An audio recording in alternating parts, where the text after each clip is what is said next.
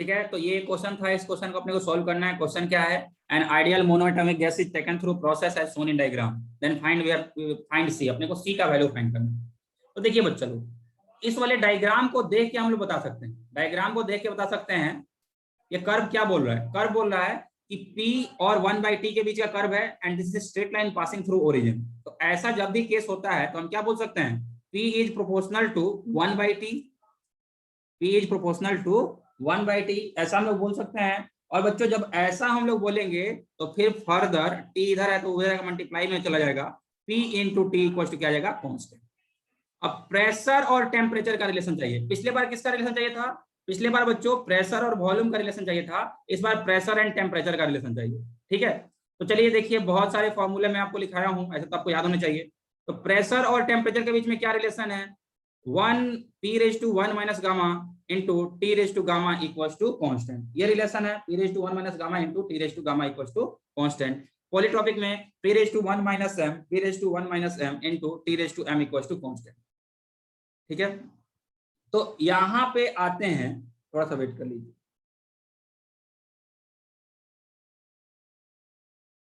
ओहो, तो बहुत पीछे आ गया। प्रेशर टेम्परेचर,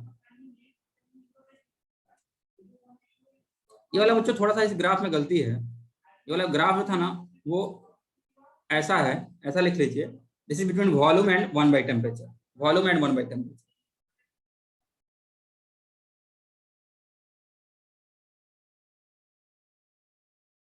तो ये वॉल्यूम है, तो यहाँ पे भी क्या होगा, यहाँ पे वॉल्यूम,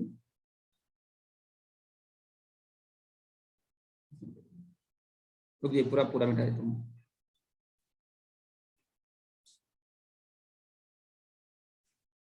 तो volume is inversely proportional to temperature, तो यहाँ से हम क्या बोल सकते हैं, यहाँ पे बोल सकते हैं volume into temperature equals to constant. अब अगर बच्चों वॉल्यूम और इनटू टेम्परेचर कांस्टेंट है तो इसको कंपेयर कर देते हैं, कंपेयरिंग विथ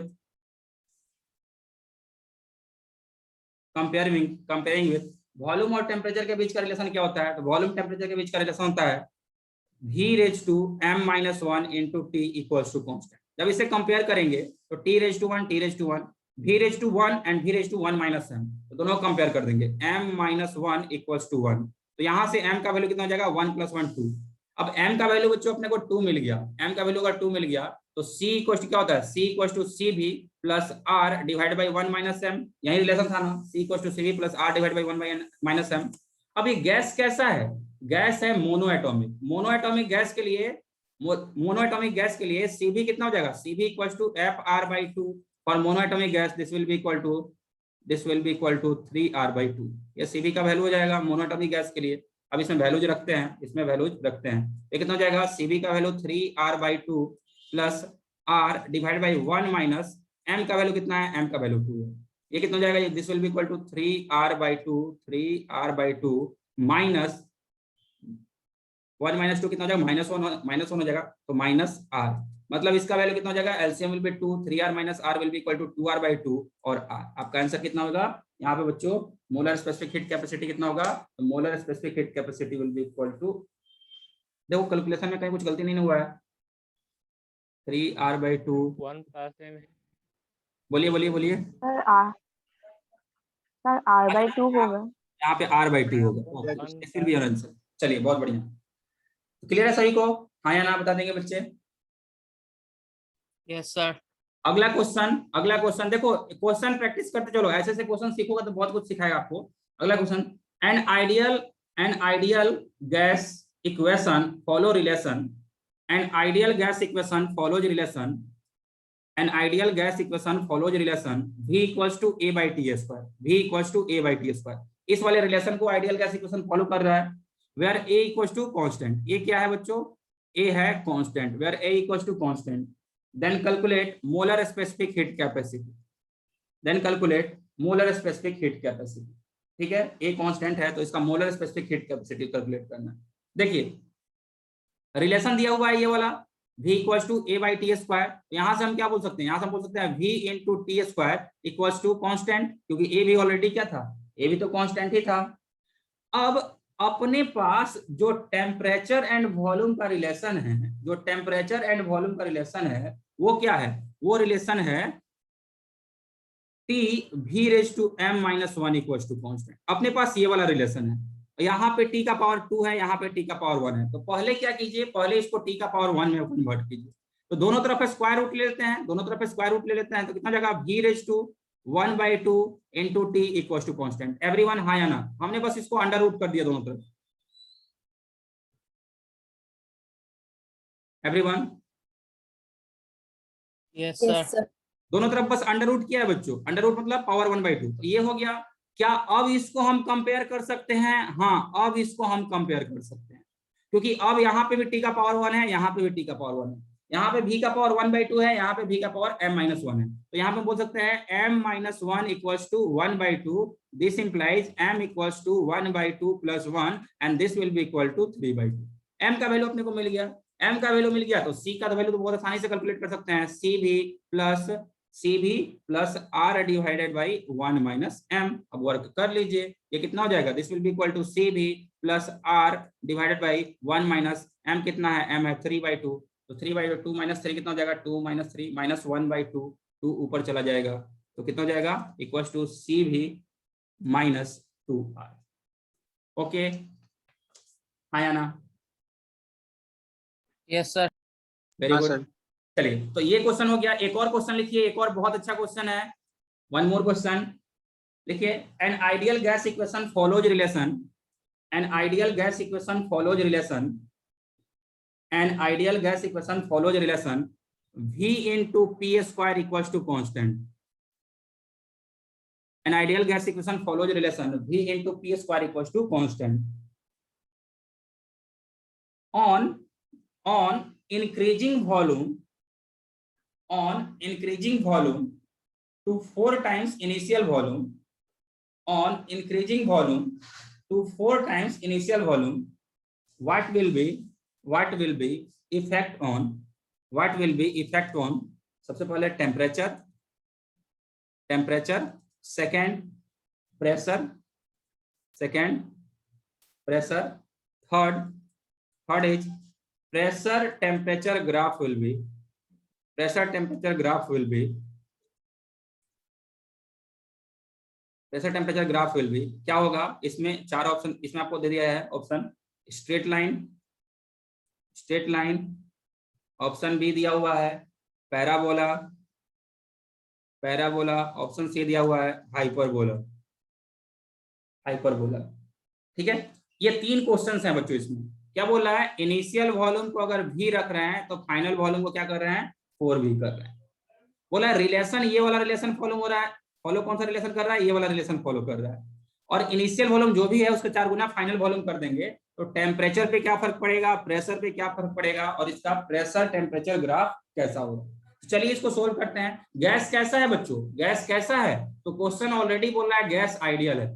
ओके, अगर गैस बच्चों आइडियल है, रिलेशन क्या है? रिलेशन है V into P square equals to constant।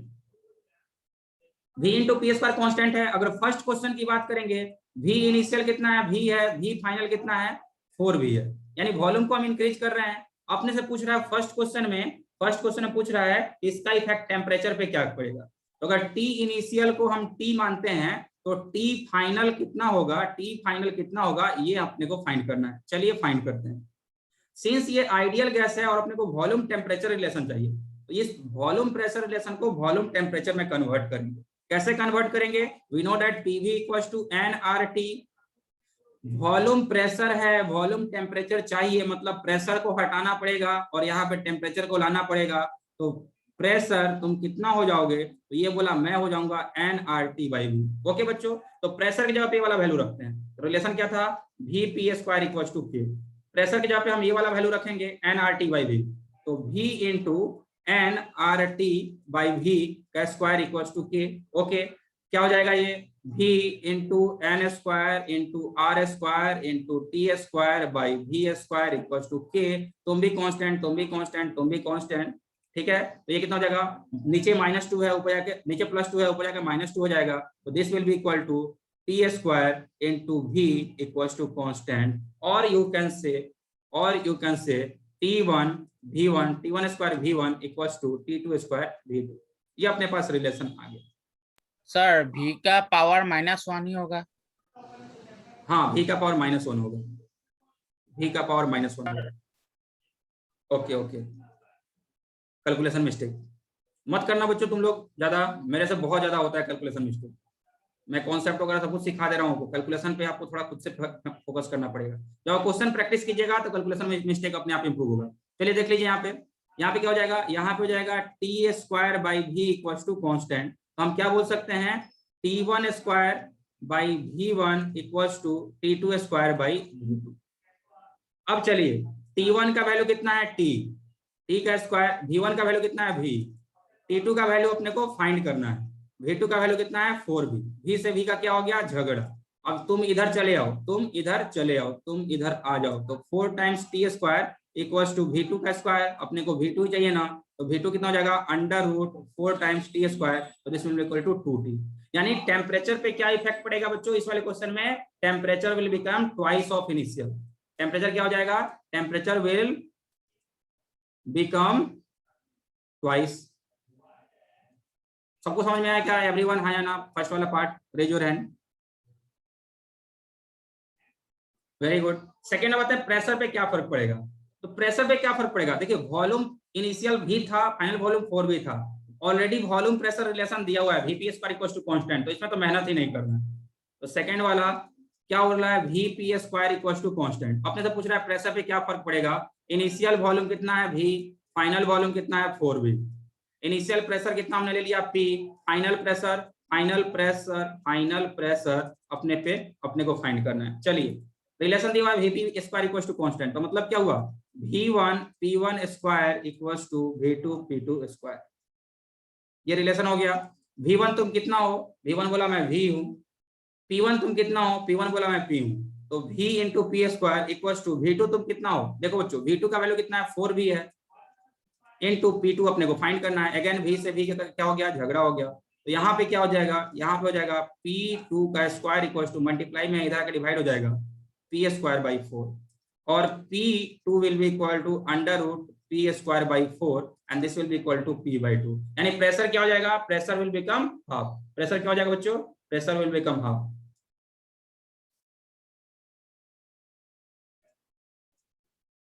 अब लास्ट पार्ट में हमसे पूछ रहा है कि प्रेशर टेम्परेचर ग्राफ कैसा होगा, what will be nature of pressure temperature graph. अब देखिए प्रेशर और टेम्परेचर, फर्स्ट वाले केस में हमने क्या किया, किस पे वर्क किया, वॉल्यूम एंड टेम्परेचर पे वर्क किया, सेकंड वाले केस में प्रेशर वॉल्यूम पे वर्क किया, थर्ड केस में बोल रहा है प्रेशर टेम्परेचर पे वर्क कीजिए। तो देखिए अपने पास रिलेशन दिया था Vp square equal to constant, relation question में गिवन है V into P square equal to constant, और अपने से पूछ रहा है कि what will be nature of कौन सा ग्राफ था बच्चों,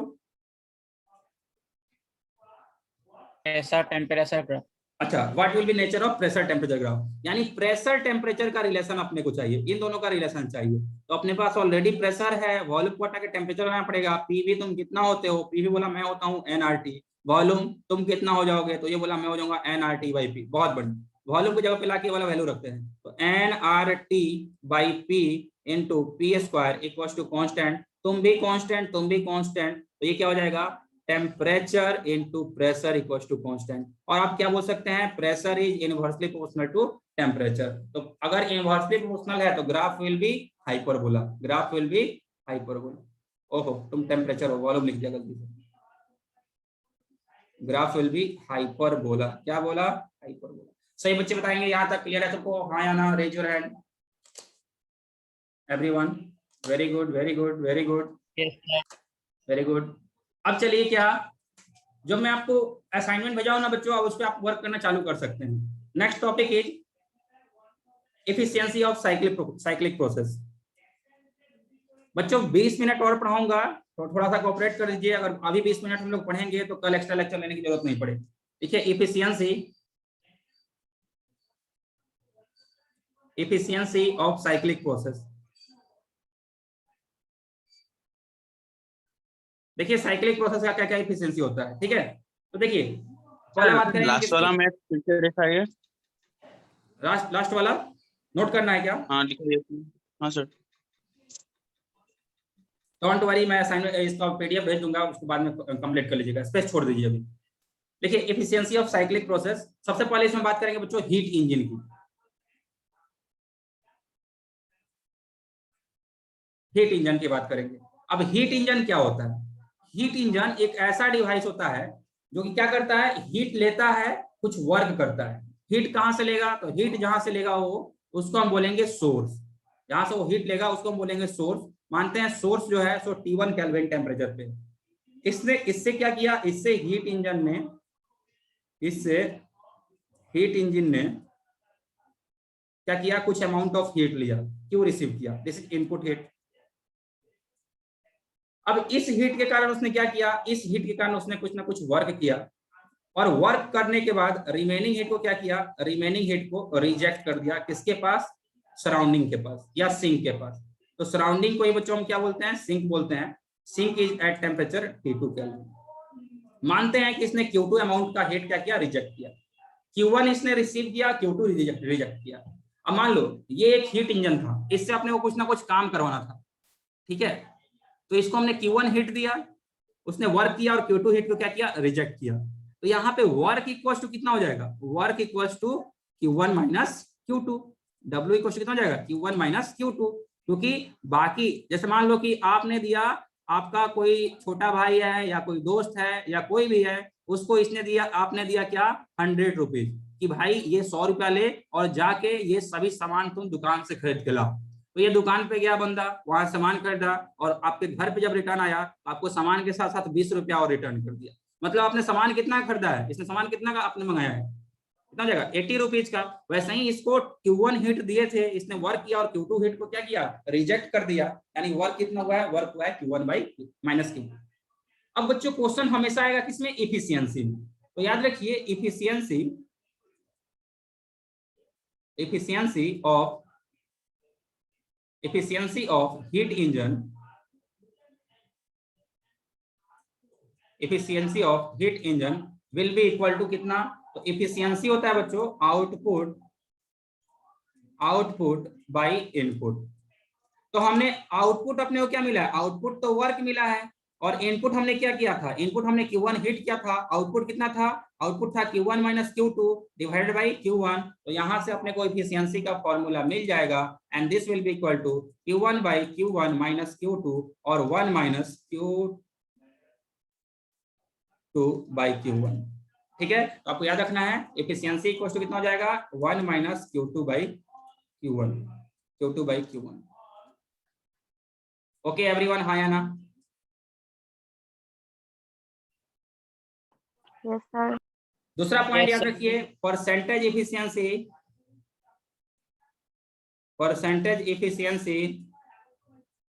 जो होता है उसको परसेंटेज ईटा से डिनोट करते हैं। तो percentage efficiency will be equal to 1 minus Q2 by Q1 into 100%। ये कितना हो जाएगा बच्चों, 1 minus Q2 by Q1 into 100%। Okay, हाँ या ना? Yes, sir. ओके, इसके बाद अब देखिए एक टर्म होता है कार्नोट साइकिल, लिख लीजिए कार्नोट साइकिल। पहले उसके पहले एक क्वेश्चन कर लेते हैं, एक क्वेश्चन लिख लीजिए। A cyclic process has 3 steps. A cyclic process has 3 steps, and heat involved in these 3 steps are. A cyclic process has 3 steps, and heat involved in these 3 steps are. Q1 equals to 1300 joule. Q1 equals to 1300 joule. Q2 equals to minus 200 joule. Q2 equals to minus 200 joule, and Q3 equals to 700 joule। ठीक है, एक cyclic process है जिसमें heat जो है वो 3 इस ढंग से दिया जा रहा है। आगे क्या बोल रहा है, the corresponding work done are W1, W2 and W3, which W1 equals to 450 joule, W2 equals to minus 100 joule, and W3. Then find W3 and efficiency. Okay everyone, हाँ या ना? सबने क्वेश्चन लिख लिया क्या? Yes, sir. अब देखिए शुरुआत वाला लाइन क्या था, साइक्लिक प्रोसेस। प्रोसेस कैसा है, प्रोसेस कैसा है, तो प्रोसेस साइक्लिक है, प्रोसेस साइक्लिक है। साइक्लिक प्रोसेस में क्या होता है, याद कीजिए, साइक्लिक प्रोसेस में क्या होता है, initial and final stage of system same होता है। अगर initial and final stage of system same होगा तो डेल्टा यू क्या होगा, डेल्टा यू जीरो होगा। बताया था ना बच्चों, और साइक्लिक प्रोसेस डेल्टा यू क्या होता है, जीरो होता है। और बच्चों अगर डेल्टा यू जीरो है तो using first law of thermodynamic, यह क्या बोलता है, delta Q equals to delta U plus work done. तो डेल्टा यू तो जीरो हो गया, डेल्टा यू जीरो हो गया, तो delta Q will be equal to work done. यानी अब देखिए डेल्टा क्यू कितना, डेल्टा यू क्या हो गया, जो हमने हीट दिया है कितना दिया है, 1300 minus 200 plus 700, so this will be equal to 1300 minus 200 plus 700 equals to work done. Work done कितना है 450 माइनस 100 था ना, 450 minus 100 plus W3, 450 minus 100 plus W3। इसको जब सोल्व करेंगे तो अपने को W3 का वैल्यू आ जाएगा, और ये वैल्यू कितना होगा तो आप कैलकुलेट करके बताइए, ये होगा 1450 जूल। ठीक है ना बच्चों, ध्यान रहेगा, ये क्लियर है, हाँ या ना। याद रखिए कभी भी साइक्लिक प्रोसेस में चेंज इन इंटरनल एनर्जी क्या होता है, जीरो होता है। Always for cyclic process change in internal energy is zero, क्योंकि इनिशियल स्टेज और फाइनल स्टेज ऑफ सिस्टम क्या है, सेम है। जहां से शुरू किए थे वहीं पे आगे खत्म किया है ना, तो कोई भी इंटरनल एनर्जी चेंज होता है क्या, नहीं हो रहा है, जहां से शुरू किए वहीं पे आगे खत्म कर दिए। ओके, इसके बाद चलते हैं next, efficiency, calculating efficiency, calculating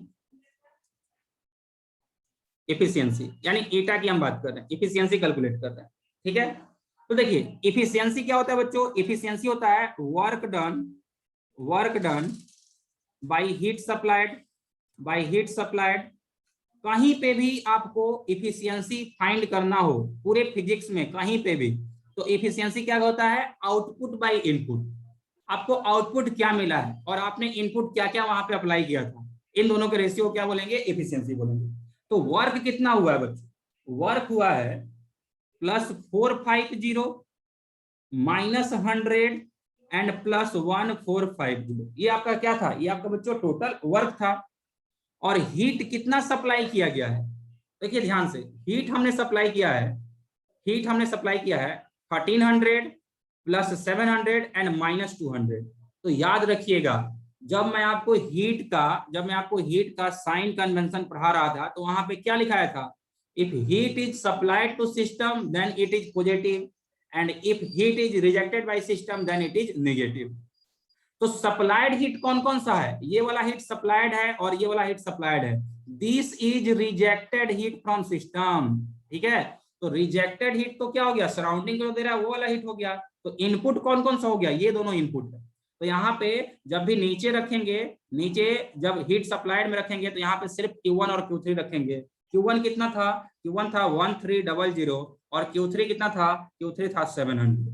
चलिए अब इसको आप सोल्व कर लीजिएगा तो आपको यहाँ पे इफिशियंसी मिल जाएगा। ओके एवरीवन, हाँ या ना, क्लियर है क्या ये। ठीक है, तो नोट दे के पॉइंट लिखिए, लिख लीजिए, नोट NOT, कभी ये गलती मत करना। पहला, for cyclic process delta U equals to 0 always, ALWAYS, always, हमेशा सदा। ठीक है, उसके बाद while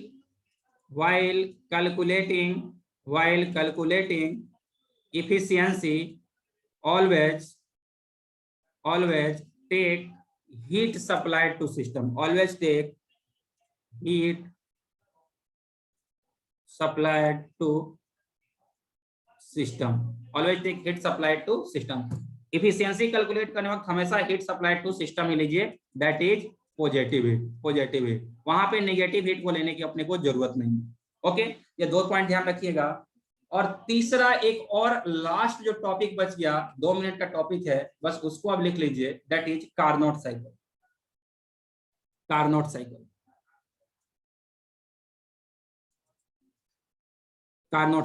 ठीक है, कार्नोट साइकिल में देखिए बच्चों क्या होता है, इसमें 4 स्टेप होता है। It involves 4 steps. कौन कौन सा स्टेप होता है? सबसे पहले आइसोथर्मल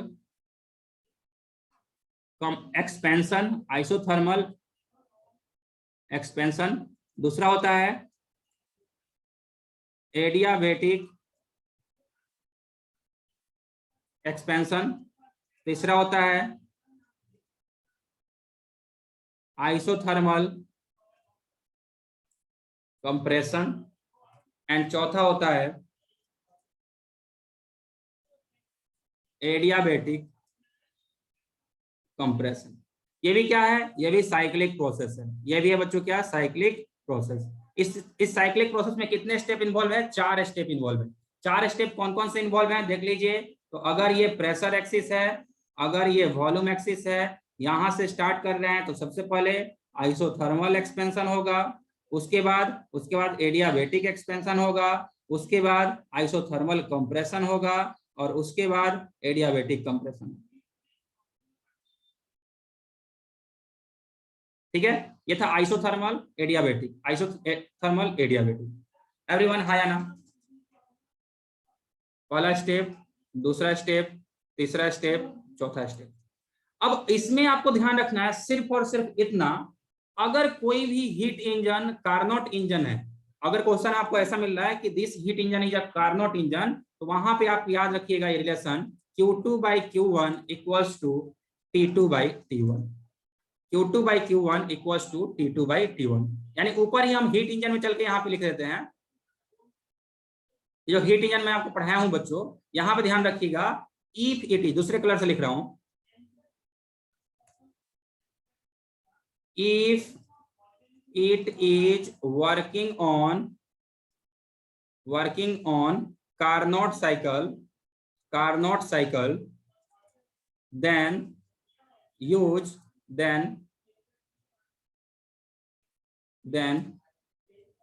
relation Q1, क्या था यहाँ पे इफिशियंसी का फॉर्मूला में क्या था? इफिशियंसी का formula Q2/Q1 equals to Q2/Q1 equals to T2/T1, Q2/Q1 equals to T2/T1। यानी अगर ये कार्नोट साइकिल होता तो इसका एफिशिएंसी कितना हो जाता? 1 - T2/T1। T2 क्या है? T2 is temperature of sink, T1 क्या है? T1 is temperature of source. ठीक है, this is for Carnot cycle, for Carnot. Okay बच्चों, तो यहां पे अपना ये चैप्टर कंप्लीट हो गया। ओके, यहां पे कंप्लीट हो गया। अब आपको क्या करना है? I have send you assignments. कल मैं एक्स्ट्रा लेक्चर लेता, लेकिन कल मैं वैक्सीन लेने का सोच रहा हूं तो सुबह में मेरे को टाइम नहीं मिल पाएगा। ठीक है, तो अगर ऐसा कुछ होगा तो मैं लूंगा आप लोग का लेक्चर, लेकिन कल आपको क्या करना है? आपको असाइनमेंट सोल्व करना चालू करना है। आपके पास है 4 days, you have 4 days. 4 days में क्या क्या करना है? जो असाइनमेंट मैं भेजाऊं उसको कंप्लीट कर लीजिए, और उसके बाद आप प्रीवियस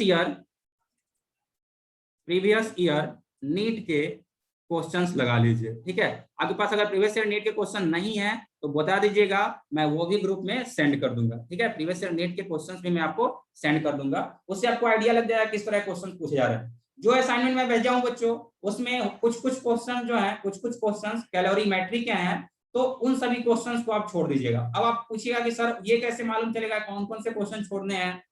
तो देखिए, जो क्वेश्चन पढ़ते ही आपको लगे कि ऐसा कुछ भी अपने लेक्चर में नहीं कराया गया है, मतलब समझ लीजिए कि वो बाहर का है, उसको आप लीव कर सकते हैं। जब अगले वीक में मैं आपको calorimetry, thermal property of matter पढ़ा दूंगा, तब उन सभी क्वेश्चंस को आप कर पाइएगा। वो क्वेश्चन शुरुआत के ही क्वेश्चन होंगे। ठीक है ना बच्चों?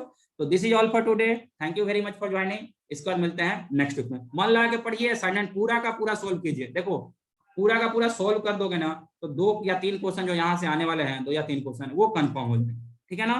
फिर मन लगा के पढ़ते रहिए। आज के लिए इतना ही, मिलते हैं फिर नेक्स्ट लेक्चर में। Bye bye. Sir, thank you sir.